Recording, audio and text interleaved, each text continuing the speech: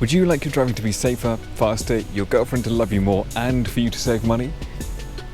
I've got you. And what if I told you it would just cost whatever an iced latte costs these days? Which is probably quite a lot, isn't it? But you do get to drink it afterwards. Your car and your passengers react to your driving inputs way more than you think. And if your drink's splashing around and coming out of the cup, then we've got some things to fix to make you faster, safer, and cooler.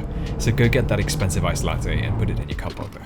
We can break it down into 3 categories: initial input, limo braking, and thinking ahead. Master these and you'll be the safest, fastest limo driver around without any latte on your lap. Smooth initial input is the backbone for everything driving. Think of it like pre-warning your car about the input it's about to receive.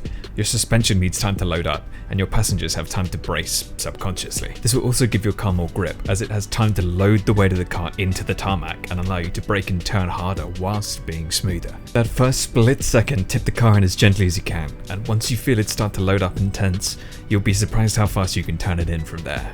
The initial movement is key. This works for braking too, and that initial tipping on the brakes makes all the difference. If you want to master anything, master this. It's the key to making your driving feel fluid, effortless, and professional for yourself and everyone around you. And even if you drive faster than most, your passengers will have more trust in you. This takes us onto limo braking. Limo braking is a very famous technique in the driving world. As you come to a stop, you begin to release the brake and blend it so that you release it completely just as the car comes to a stop. If you get this right, stopping will feel buttery smooth and there will be zero head bobbing or drinks splashing around. This idea works behind getting the wheels straight again too. Yanking the wheel back to center will unsettle the car just as much as the turn-in will. The final point, thinking ahead, is truly a driving master's game. Looking further down the road than you think gets very important the higher the speed you're traveling, as it's amazing how much distance you cover in a short amount of time. The further up and ahead you look, the earlier you can take information in and the smoother you can be with steering, throttle, and braking.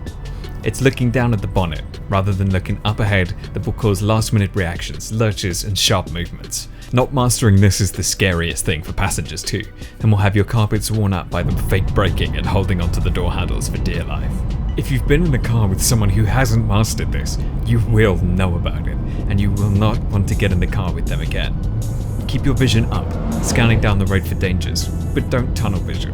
Remember to bring your attention into your mirrors and keep an awareness of the cars around you, allowing your situal awareness to create as big of a bubble as possible. So remember, eyes up, be smooth through those controls, and that $4 latte will pay itself back in no time.